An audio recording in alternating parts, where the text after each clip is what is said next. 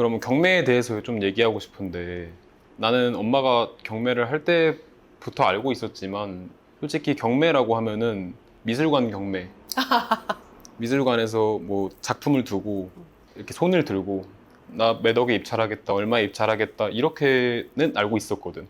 그리고 드라마에서 보던 뭐 경매로 집에 넘어갔다 하면 빨간 딱지 붙고 뭐 강아지한테 빨간 딱지 붙이고 이런 거 있잖아. 그런 것만 알고 있었는데 정확히 경매가 어떤 건지 알려줬으면 좋겠어. 경매가 사실 그거야. 그러니까 가격을 구매자가 직접 결정한다는 거지. 그래서 이게 보통 물건은 다 가격이 정해져 있잖아? 그런데 경매는 일정 가격이 있기도 해. 그런데 그 가격이 높다고 생각하면 아무도 낙찰을 받지 않고 적정 가격에 내가 생각하는 가치의 물건으로 낙찰을 받게 되는 거야. 부동산 경매는 그것을 법원에서 하는 거지. 그래서 법원을 통해서 일정 물건이 이제 매각이 되는데 그때 법원에서는 이제 누군가의 물건을 강제로 이제 법원에서 집행을 하게 돼. 돈을 못 갚은 사람의 물건이겠지? 채권자가 저 사람이 내 돈을 안 줬어요 라고 하면 법원에서 다 서류를 확인을 해. 그렇군요. 그러면 저 집주인의 부동산을 법원을 통해서 매각을 해서 이제 돈 받을 사람에게 다 배당을 해주는 그 과정이야. 근데 그때 이 법원을 통해야 되고 또 이런 뭐 복잡한 내용들이 있다 보니까 우리가 이제 입찰자가 법원에 가서 입찰을 하면서 시세보다 되게 저렴하게 낙찰을 받을 수 있게 되는 거야. 그리고 아까 빨간 딱지 막 얘기했잖아. 그게 뭐냐면 압류라고 하는 건데 이제 뭐 강아지에도 빨간 딱지 붙이고 그런다고 했잖아. 강아지나 이런 소파나 이런 것들은 다 동산이라고 하고 동산도 경매에 나오기도 해. 동산 경매라고 하고 우리가 하는 건 부동산 경매야. 그래서 부동산은 보통 집이나 뭐 상가나 공장이나 이렇게 이런 건물과 토지가 포함되어 있는 거고 그런 것들을 우리는 주로 되게 시세보다 저렴하게 낙찰을 받지. 동산 경매도 많이 있거든. 근데 이제 요거는 내 엄마 전문 분야는 아니고 자동차 경매 이런 게 동산 맞아. 경매지. 자동차 경매도 많이 하고 있지. 근데 엄마는 자동차의 가치는 잘 몰라. 그러다 보니까 우리가 이제 경매에서 되게 중요한 건 이 물건의 가치를 판단하는 건데 내가 자동차의 가치 판단이 어렵더라고. 이게 뭐 연식이나 주행 거리에 따라서 가격이 달라지는데 맞아. 그 예민한 게 나는 모르겠어. 그건 네가 하던가 하고. 부동산 경매가 이렇게 좋은데 그러면 단점은 뭐야? 사실 부동산 경매라고 하면 딱 드는 생각이 어렵다, 불편하다, 무섭다, 혹은 남 괴롭힌다? 뭐 이런 선입견들이 아직도 많은 것 같아.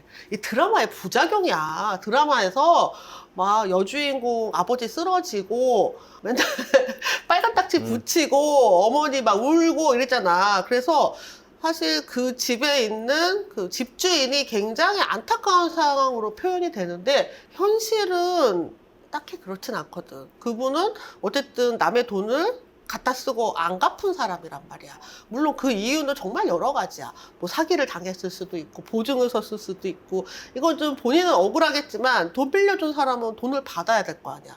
그러니 법원을 통해서 매각을 해서 법원에서 이렇게 돈 받을 순서대로 배당을 하는 거는 굉장히 여러 가지 면에서 아주 합리적인 방법이고 입찰자는 저렴하게 낙찰 받을 수 있으니까 또 굉장히 고마운 제도인 거지. 단점을 말하자면 경매의 단점들, 두려움, 뭐 어려움 이런 것들이 있었잖아. 근데 사실 그런 것들은 공부를 하면서 그리고 선입견을 깨면서 그리고 이 영상을 보면서 그런 어려움들을 좀 이겨낼 수 있을 거야. 근데 이제 결정적으로 내가 너무 말을 많이 하나? 결정적으로 진짜 어려운 거는 뭐 명도라든지 명도라는 게 정확히 뭔지 알려주면 좋겠어. 명도라는 건 그 집에 살고 있는 사람, 그 사람들을 우리가 점유자라고 하는데 거기 점유하고 있는 사람들이잖아. 그 점유자, 집주인이나 임차인을 잘 내보내는 것을 명도라고 해. 근데 일단 낯선 사람들한테 나가라고 얘기를 해야 되니까 처음에 경매를 시작하시는 분들이 가장 부담스러워하는 게 그런 점이더라고. 그 사람들이 나한테 해를 끼치면 어떡하지? 어떤 사람들을 만나게 되지? 뭐 이런 거에 대한 두려움이 있어. 근데 반대로 생각하면 명도 당하시는 분들이 더 두려운 입장이겠지. 그렇지. 낙찰자가 와서 그 말을 하며 듣는 분들은 이제 점유자일 테니까. 그래서 명도를 두려워하는 건 사실 낙찰자가 아니라 점유자가 맞지 않을까. 그래서 우리는 점유자분들을 하루라도 빨리 편안하게 제자리로 돌아갈 수 있도록 도와주는 거야. 그게 바로 명도야. 그럼 또 경매에 명도 말고 다른 과정은 어떻게 돼? 일단 처음부터 얘기를 하자면 내가 어떤 물건 할 건지 먼저 정하고, 그리고 내 이제 종잣돈이랑 내가 하고 싶은 물건이랑 이렇게 딱 그 괴리가 있을 거 아니야? 그걸 잘 맞춰야 되겠지?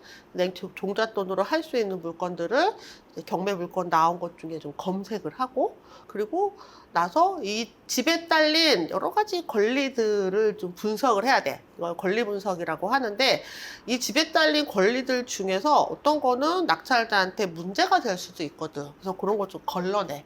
그리고 나서 이 물건은 좀 해도 되겠다라고 생각이 들면 물건의 입찰가를 선정하기 위해서 현장 답사를 가. 그리고 입찰해도 되겠다 싶으면 법원에 가서 낙찰을 받는 거야. 낙찰을 받게 되면 이제 이 집에 대한 잔금을 하게 되고, 이때 보통 대출을 일으키지.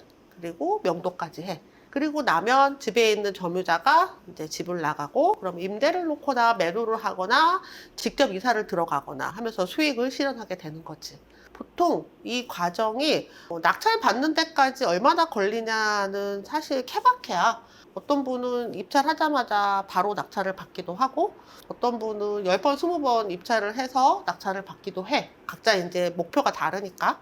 낙찰 받고 나서 잔금 납부하고 나서 수익을 실현하거나 아니면은 내 집 마련을 하기까지 나는 보통 한 2개월에서 한 3개월 정도 생각하고 있어. 그러면 2개월에서 3개월 정도 조금 공부하고 음. 그리고 조금 더 고생하고 하면은 이제 시세보다 저렴하게 낙찰을 받을 수 있다라는 거네.